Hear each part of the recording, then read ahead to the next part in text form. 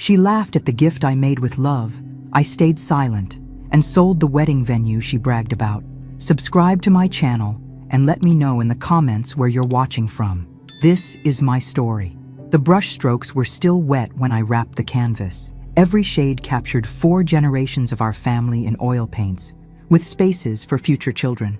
I'd worked for weeks, my arthritic fingers cramping, but I pushed through the pain. This was my olive branch after 45 years of estrangement. "Grandma has a special gift for you, Amber," Caroline announced with artificial sweetness. The rehearsal dinner guests turned to watch as I carried the large package toward my granddaughter. My heart hammered against my ribs. At 72, I wasn't used to being the center of attention, especially in this Boston mansion filled with people who made me feel like an intruder. What could it be? Amber's smile tightened. She wore a designer dress that probably cost more than my monthly pension. "I made this for you, sweetheart." My voice wavered as I handed her the carefully wrapped canvas. "For your new home with Ryan." Her manicured fingers tore through the paper. The room fell silent as the family portrait was revealed. I'd poured my soul into capturing Thomas's eyes, my son's eyes, the same shade as my late husband David. I saw it immediately, the flash of disgust before Amber composed herself. How traditional. Her voice dropped to a stage whisper. She held the painting awkwardly, like something found in the trash. "Thank you, Grandma. We'll find somewhere special for it." She snapped her fingers at a server. "Could you please take this somewhere safe?" The young man whisked away my heart's work before I could say another word. "Now, about the flowers for tomorrow." Caroline seamlessly redirected the conversation. I retreated to a corner, my cheeks burning. Thomas avoided my eyes, focused on his bourbon. I should have been used to his indifference after 45 years. Hours later, I slipped away seeking quiet. Following laughter down a hallway, I slowed my steps. "Seriously, the look on her face," Amber was saying, her words slurred from champagne. "As if I'd hang that monstrosity in our new place. What will you do with it?" A bridesmaid's voice. "That thing? God, it belongs in a thrift store. My grandmother lives in some fantasy world where her little paintings matter. As if throwing money at my wedding makes up for abandoning my dad when he was 8. The glass of water in my hand slipped, shattering against the marble floor. The laughter stopped. I stood exposed in the doorway, water seeping into my sensible shoes, as 4 pairs of eyes turned to me. Amber's weren't apologetic. They were challenging, so I didn't make a scene. I simply turned and walked away, my spine straight, despite the knife they'd plunged into my back. That night, alone in the guest room, I made a decision. No more sacrificial lamb, no more silent acceptance. They had no idea what I was capable of. The morning after the rehearsal dinner humiliation, I awoke before dawn. My body ached, but my mind was clearer than it had been in years. I dressed quickly and slipped out while the household slept. My rental car started reluctantly. I followed the GPS to Millfield, watching Boston's skyline recede. The 90-minute drive gave me time to think. Millfield hadn't changed much in the 30 years since I'd last visited. The same oak trees lined Main Street, their branches now fuller. I parked outside a cafe that occupied a storefront I once knew as Mitchell's Hardware. "Just coffee, please," I told the young waitress. My hands trembled as I called Dorothy Wilson, my former mother-in-law's housekeeper. I'd kept her number, one of the few connections to my past I'd maintained. "Maggie Sullivan," her voice crackled with surprise. "What brings you to call at 7 in the morning?" "I'm in Millfield, Dorothy, and I need your help." 20 minutes later, Dorothy's Buick pulled into the parking lot. At 84, she moved slowly, but with purpose. "You look terrible," she said, sliding into the booth. "I feel worse," I admitted. I told her everything. The wedding invitation that felt obligatory, the mansion that made me feel small, the painting they'd mocked, the words I wasn't meant to hear. "Those people," Dorothy muttered. "Your in-laws poisoned Thomas against you, and now his wife and daughter carry on the tradition." "I don't know what to do," I confessed. "Part of me wants to drive back to Connecticut and forget I ever came. Another part wants to fight," Dorothy finished. "It's about time, Maggie." "Fight how? They've had decades to build their narrative." Dorothy's eyes narrowed. "Did you ever wonder how your in-laws afforded that big house after retirement? How Thomas went to that expensive private school? They said David's life insurance covered the basics." Dorothy laughed sharply. "Life insurance. Right." She leaned forward. "When was the last time you saw Richard Hamilton?" "David's lawyer. Not since the funeral in 1980. Because Richard has been trying to find you for years. Your in-laws told everyone you'd moved abroad after David died. Then, when they passed in 2010, Thomas maintained the same story. Find me for what? For your money, Maggie. For your property. Dorothy's voice dropped. Did you know your husband bought shares in Lakeside Manor before he died? That investment made a fortune over the years. The coffee turned bitter in my mouth. That's impossible. There was nothing left after his medical bills. That's what they wanted you to believe. Dorothy's eyes held mine. And guess where your granddaughter is getting married tomorrow? The realization hit me like a physical blow. Lakeside Manor. Exactly. The property you partially own is hosting your granddaughter's wedding. How do you know all this? I worked for your in-laws for 15 years after you left. I saw the paperwork, the monthly statements. When I questioned them once, they threatened to fire me. I had my own children to feed. Shame clouded her features. And Richard? He knows I'm alive? He hired a private investigator about 5 years ago when the property began restructuring. Thomas intercepted the contact somehow. My hands stopped trembling. Something cold and determined settled in my chest. I need to see Richard, I said, standing. Today, Dorothy smiled. He's expecting us at 9. Richard Hamilton's office smelled of leather and paper. The attorney himself seemed frozen in time. Older, certainly, but still wearing the same tortoiseshell glasses, still arranging his pens in perfect alignment. Margaret, he said, rising. After all these years. It's Maggie now, I corrected gently. Of course. He gestured to the chair across from his desk. Dorothy took the seat beside me, her presence a silent support. I understand my husband made an investment before he died, I said, skipping pleasantries. An investment I was never told about. Richard sighed, removing his glasses. David purchased an 8% stake in Lakeside Manor 3 months before his diagnosis. It was meant to be a surprise, a secure investment for your future. He signed the papers but died before the final processing. Legally, the shares fell to you as his widow, but I never saw a penny. Because your in-laws acted as intermediaries, Richard opened a drawer and extracted a folder. They presented a power of attorney document, forged, as I later discovered, claiming you had authorized them to manage your affairs while you were establishing yourself in Chicago. By the time I grew suspicious, they had redirected the quarterly payments to accounts they controlled. He slid the folder toward me. Inside were decades of financial statements, copies of checks, legal correspondence. My head swam at the figures. And now? I asked. Now, Lakeside Manor is undergoing a corporate restructuring. All shareholders must sign off or sell their shares by the end of the month. I've been attempting to contact you directly for months. But my son has been intercepting your messages, I finished. Richard nodded. When I learned from Dorothy you'd be in town for the wedding, at Lakeside Manor of all places, I hoped we might finally connect. Does my family know I own part of the venue? Thomas was notified as your supposed representative. Whether he informed his wife or daughter, I couldn't say. I flipped through the documents, decades of theft laid bare. My fingers stopped on a recent letter, a purchase offer for my shares, addressed to Thomas Sullivan as legal representative of Margaret Sullivan. They tried to sell my shares without my knowledge. It wasn't a question. The offer was declined, Richard said. Thomas claimed you were uninterested in selling, but demanded the negotiations go through him. When the board insisted on speaking with you directly, communications stalled. I closed the folder, a strange calm settling over me. What are my options now? You could sell your shares. They're worth considerably more now than when David purchased them. You could maintain ownership and begin receiving your rightful dividends. Or, Richard hesitated, you could exercise your right as a shareholder to review all recent contracts, including venue bookings. Like my granddaughter's wedding, I said softly. Precisely. As a part owner, you have certain privileges regarding the property's use. Dorothy shifted beside me. Maggie, are you thinking what I think you're thinking? I stared at the folder in my hands, years of lies and manipulation compressed into papers and statements. Then I looked up at Richard, a plan already forming. I need to become an active shareholder immediately, I said. And I need to do it without my family knowing until after I've reviewed certain contracts. Richard's eyebrows rose slightly. That's certainly possible, but...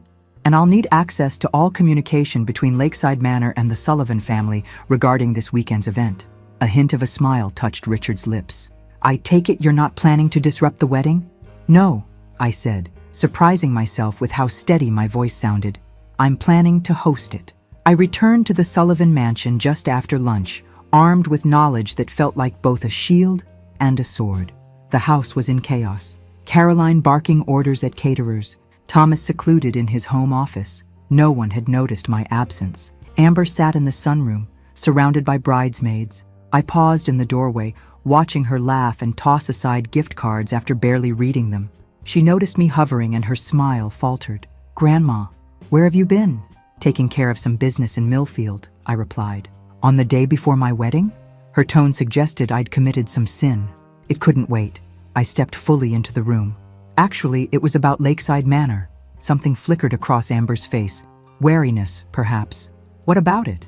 "I was thinking about making some special arrangements for tomorrow. A little surprise." Caroline materialized beside me, as though summoned by the word surprise. Her smile was fixed, her eyes calculating. "What kind of surprise, Maggie?" "Just a small addition to honor David's memory," I said smoothly, since Millfield meant so much to him. Caroline's hand closed around my arm, steering me from the room. "Let's discuss this privately, shall we?" In the hallway, her facade dropped. "I don't know what you're playing at, but this wedding has been planned for months. We don't need last-minute surprises from someone who's barely part of this family." I met her gaze steadily. "I'm more a part of this family than you know, Caroline." "What is that supposed to mean?" "It means I visited Richard Hamilton this morning." The color drained from her face so quickly, I thought she might faint. Her fingers fell away from my arm. "Richard Hamilton," she repeated, barely audible. "David's lawyer," I clarified unnecessarily. "We had a very informative conversation about Lakeside Manor." Caroline's eyes darted up and down the hallway. "Thomas!" she hissed. "Thomas, come here right now!" My son emerged from his office, irritation clear on his face. "What is it?" "I'm on a call with—" "She knows," Caroline cut him off. "About Lakeside Manor." Thomas stared at his wife, then at me, comprehension dawning. He ended his call without a word and stepped into the hallway, closing his office door behind him. "Mother," he said, his voice eerily controlled. "Let's talk in the study."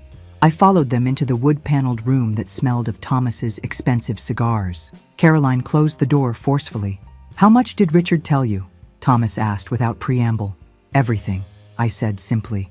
"The investment David made, how your grandparents diverted the funds, how you continued the deception after they died." "It wasn't like that," Thomas began, but Caroline interrupted. "Of course it was like that," she snapped. "Your grandparents took what should have been your mother's, and we knew about it when we found those documents after they died. Let's not pretend otherwise." She turned to me, arms crossed. "So what do you want? Money?" I looked at my daughter-in-law, really looked at her, and saw not just coldness, but fear. She'd built her life on certain assurances that my presence threatened. "I want the truth to come out," I said, "and I want my rightful place at my granddaughter's wedding, not as a tolerated outsider, but as the part owner of the venue you've been so proudly telling everyone about." Thomas sank into a leather chair, looking suddenly older. "Does Amber know?" "Not yet. Thank God for small mercies," Caroline muttered. "But she will," I continued. "After the wedding." Thomas looked up sharply. "After?" I nodded. "I have no intention of ruining her day. Unlike some people, I put family before personal gain." The barb landed. Caroline's perfect posture faltered, while Thomas had the decency to look ashamed. "What do you want from us?" he asked quietly. "Right now? Nothing. The wedding will proceed as planned. But afterward, we're going to have a long overdue conversation about honesty, family, and restitution." Lakeside Manor looked like something from a fairy tale. White columns wrapped in ivy, expansive lawns rolling down to the water's edge where autumn's sun turned the lake to molten gold. Guests in formal wear milled about the garden terrace, champagne flutes in hand. I stood apart from the main crowd, taking it all in. This place, this beautiful property, had been partly mine for decades.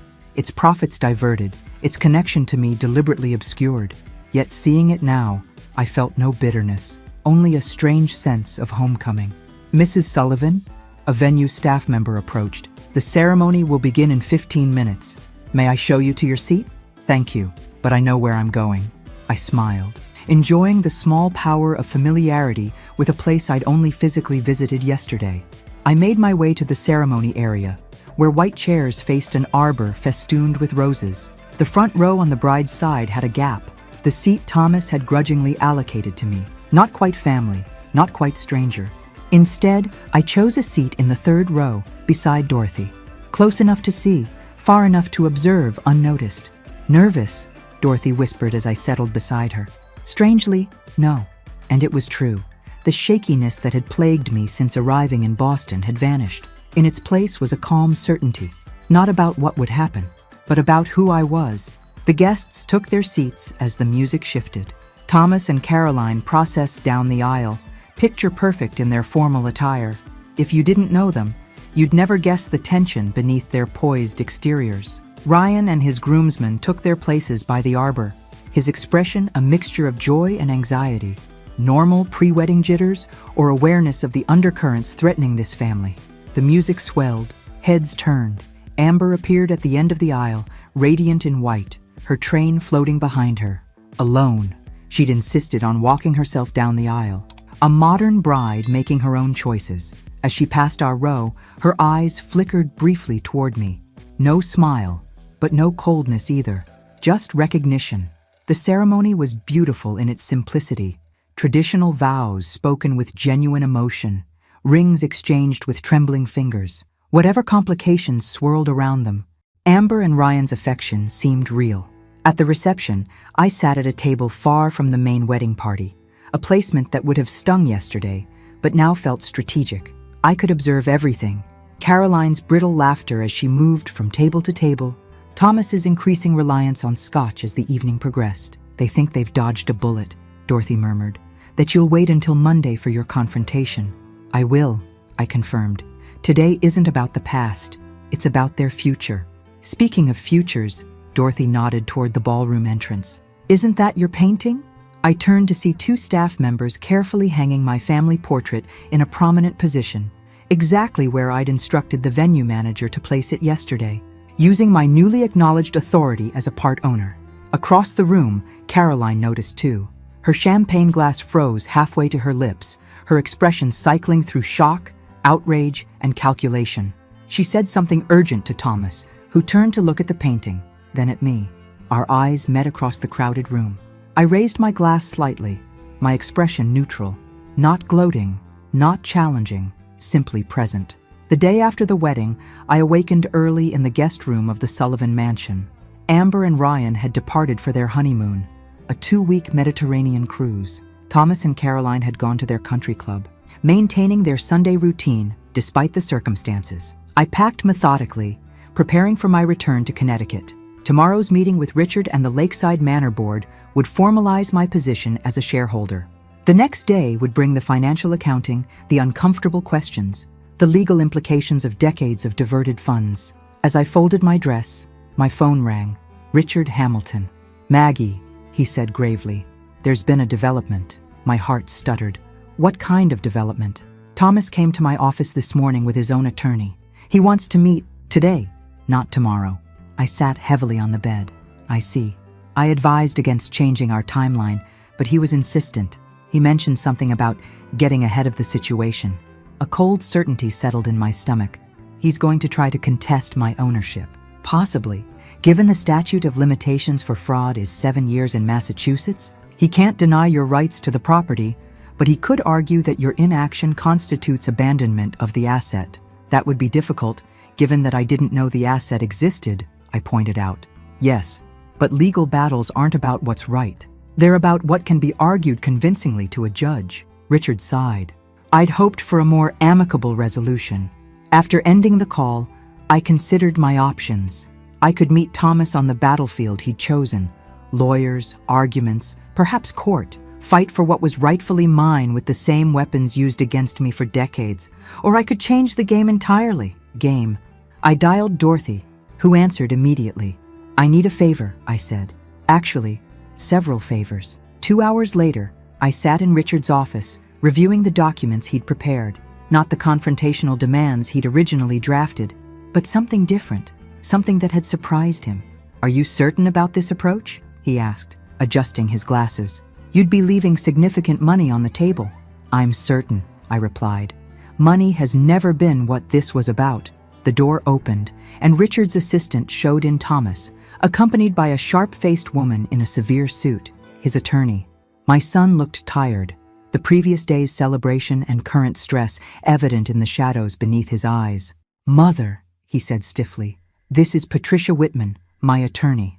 I nodded acknowledgement. "This is Richard Hamilton, whom you know, and this," I gestured to Dorothy, "is Dorothy Wilson, a witness to much of our family history." Thomas's eyes narrowed at Dorothy's presence, but he said nothing. "I understand you wanted to meet today," I began. "To get ahead of the situation?" "Yes." Thomas glanced at his lawyer, who opened her briefcase and extracted a folder. "We've prepared a settlement offer," Ms. Whitman said crisply.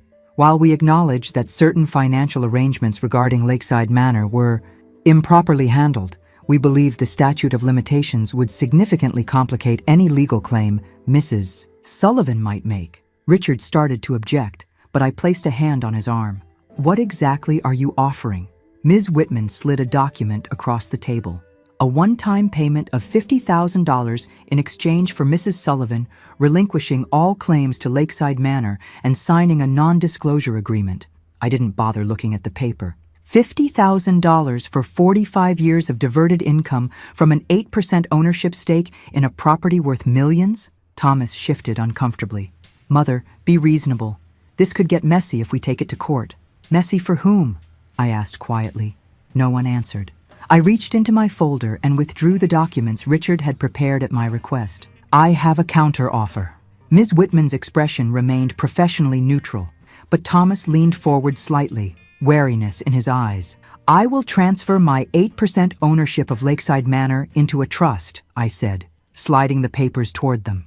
"The Sullivan Family Trust, with 3 beneficiaries, Thomas Sullivan, Amber Sullivan Reynolds, and any children Amber may have in the future." Thomas blinked. "A trust?" "As for the diverted income," I continued, "I'm establishing a scholarship fund with the money owed to me, approximately $1.2 million, according to Richard's calculations. This fund will support young artists from Millfield who need financial assistance." "I don't understand," Thomas said slowly. "You're giving it away?" "Not giving it away. Directing it towards something meaningful." I met his gaze directly.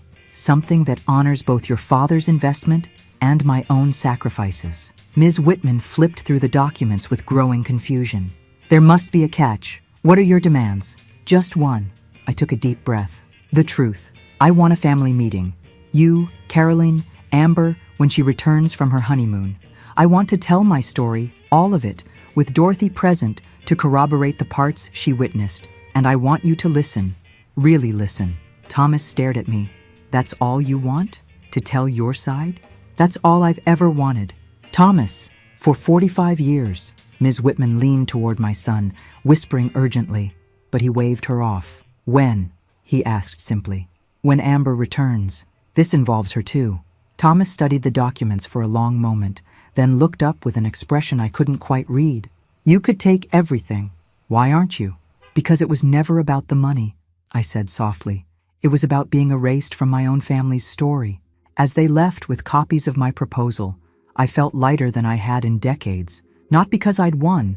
There were no winners in this family tragedy, but because for the first time since David died, I was acting rather than reacting. "Well," said Dorothy after the door closed, "that wasn't what I expected." Richard shook his head, a reluctant smile forming. "Nor I, but I think, Maggie, you may have found the one approach they weren't prepared to fight." "Which is?" "Generosity," he said simply. "The one weapon they've never used themselves." That evening, as I drove back to Connecticut, Dorothy called with surprising news. "Thomas contacted me," she said. "He's been asking questions about what really happened after David died, about the letters his grandparents intercepted." "What did you tell him?" "The truth. That I saved copies of some of your letters, the ones I managed to rescue before his grandparents destroyed them. That I saw them tell him you never called when you called every Sunday.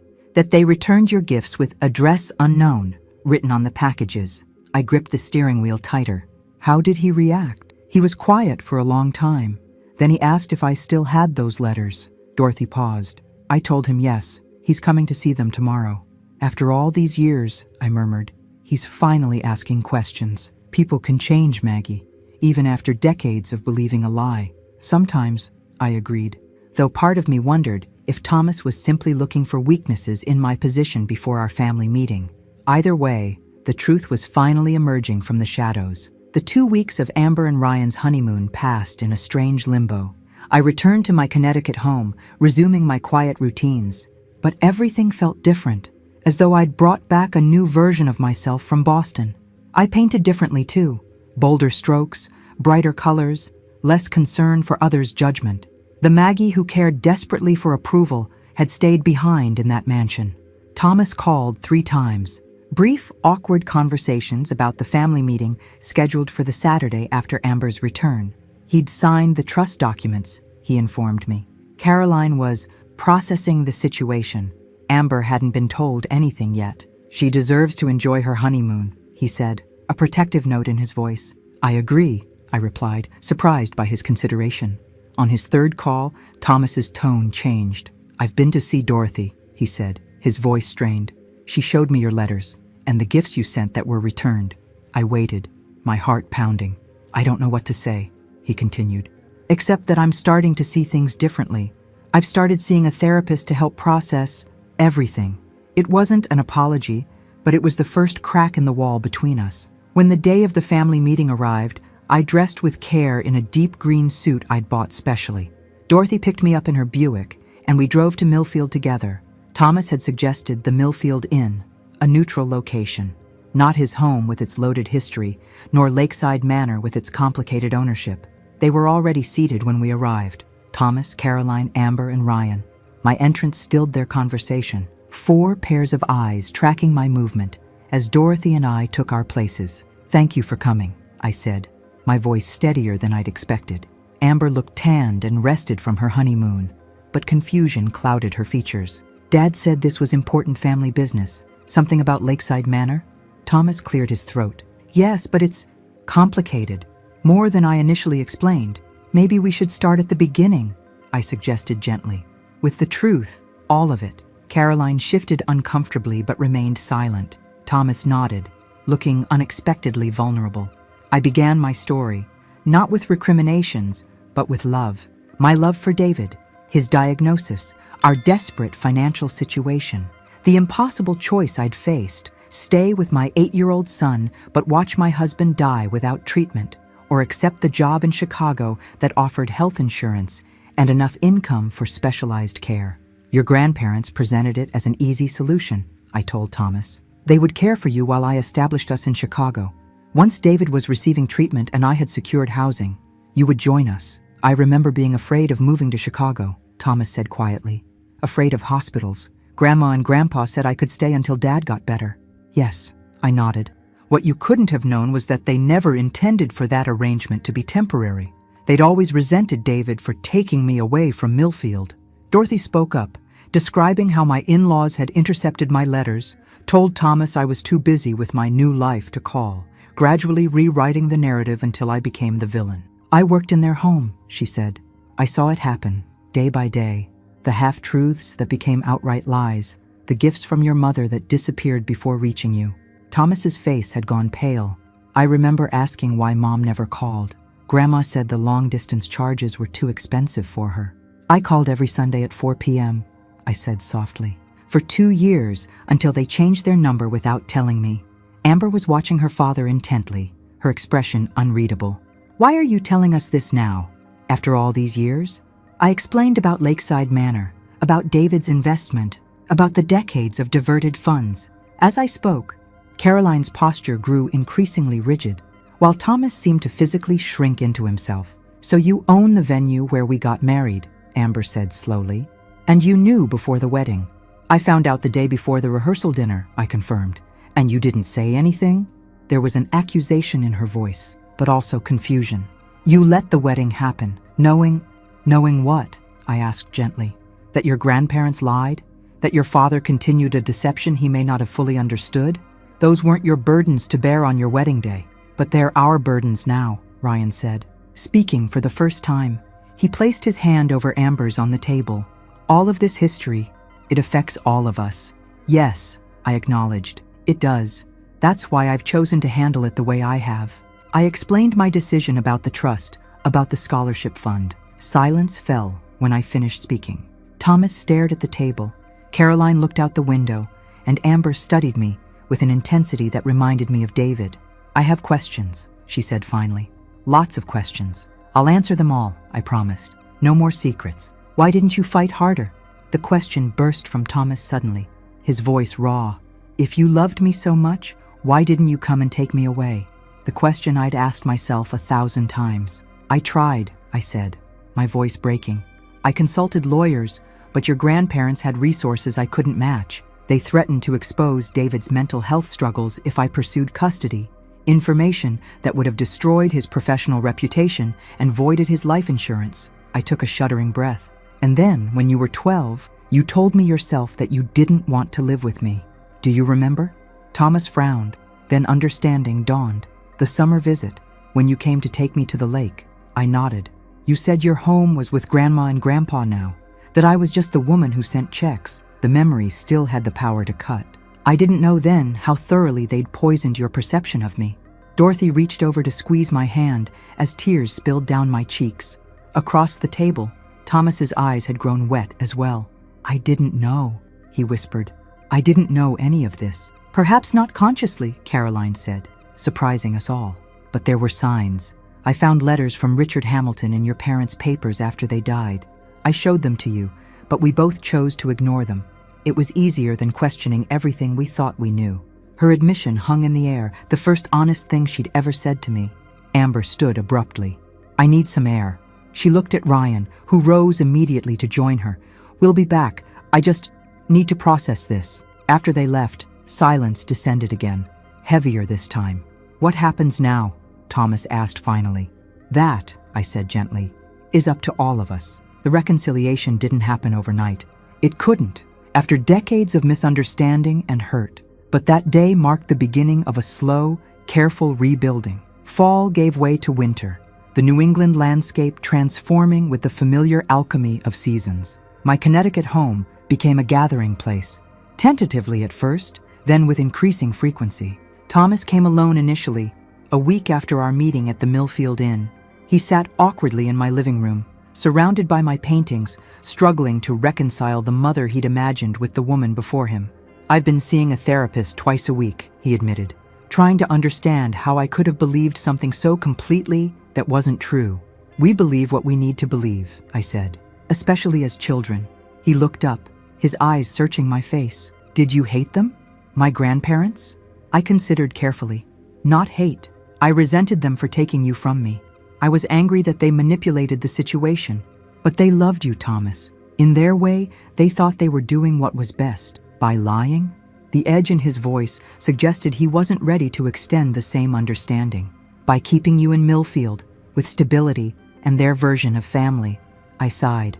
"I'm not defending their actions. What they did was wrong, but hating them won't change the past." "How are you not bitter?" he asked, genuine confusion in his voice. I gestured to the paintings that covered my walls, landscapes, portraits, abstracts that captured moments of beauty I'd found even in my loneliest years. "I made a life," I said simply. "Not the one I would have chosen, but a life with meaning.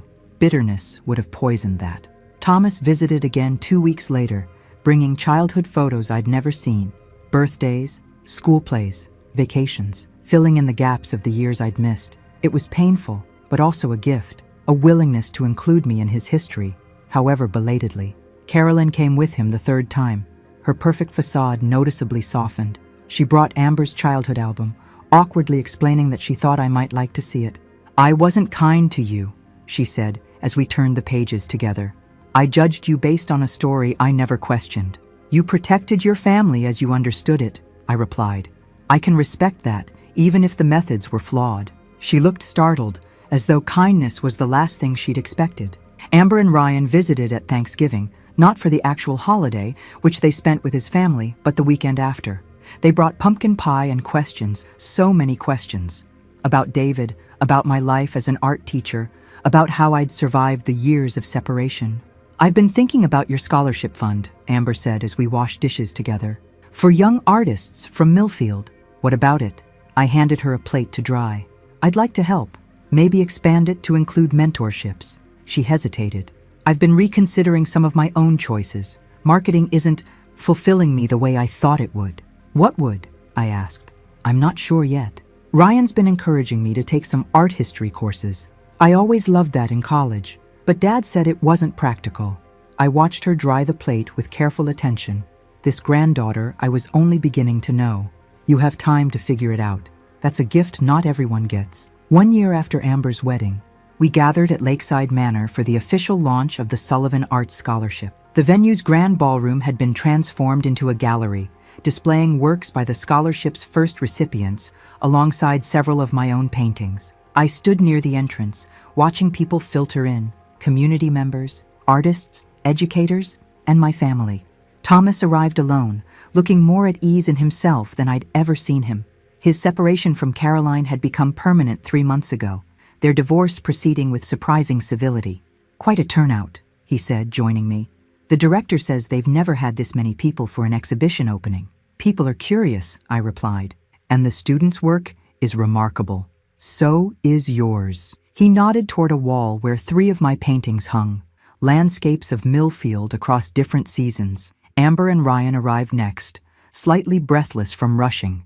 They'd moved to a small house 30 minutes from mine in Connecticut, where Amber was thriving in her graduate program in art history. Sorry we're late, Amber said, kissing my cheek. Traffic was terrible. She looked around the room, eyes widening. Wow, Grandma, this is amazing. Caroline arrived last, elegant as always, but somehow softer around the edges. She'd surprised everyone by becoming actively involved in the scholarship program, lending her organizational skills to ensure its success. The caterers are ready whenever you want to begin, she told me.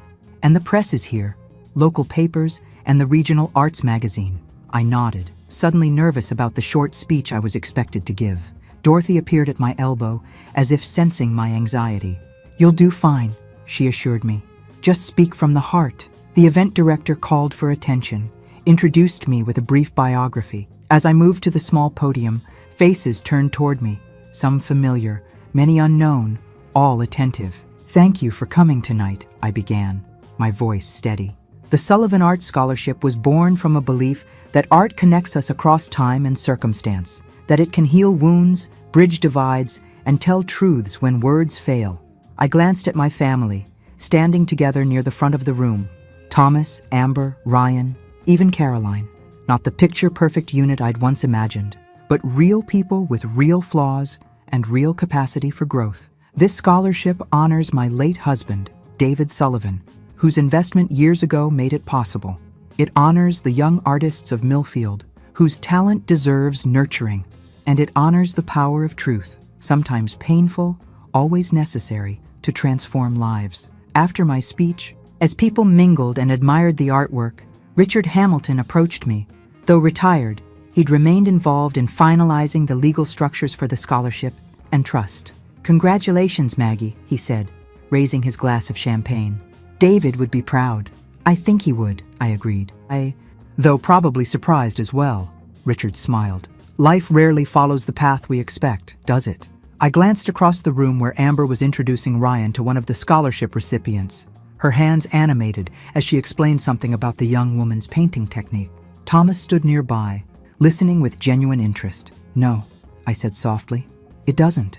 Later, as the evening wound down, I found myself alone in a quiet corner of the gallery. Dorothy joined me, easing her aging joints into a chair with a sigh. Well, was it everything you hoped? She asked. I considered the question carefully. It was different. Better in some ways, harder in others. She nodded understanding. That's life for you. Never quite what you pictured. My gaze fell on the family portrait I'd completed in the spring, the centerpiece of my displayed work. Thomas had insisted it be included, despite its unflinching honesty. Or perhaps because of it. They laughed at my painting, I said, remembering the rehearsal dinner a year ago, the humiliation that had sparked this journey. Now they've put it on display, because they finally saw what you were trying to show them, Dorothy replied. Not just an image, but a truth. Thomas approached, champagne flute in hand. Mom, Amber and Ryan are about to leave. They wanted to say goodbye. As I crossed the room toward my granddaughter and her husband, I passed the spot where my wedding gift had been mockingly dismissed a year ago. The memory no longer stung, not because it had lost its power, but because it had been transformed into something else, the beginning of a story, rather than its bitter end. Amber embraced me, whispering, "I'm so proud to be your granddaughter." Words I'd once despaired of ever hearing. They had laughed at the gift I made with love. I had stayed silent and sold the wedding venue they bragged about. But that wasn't the end of our story. It was only the beginning. Thanks for listening. Don't forget to subscribe and feel free to share your story in the comments. Your voice matters.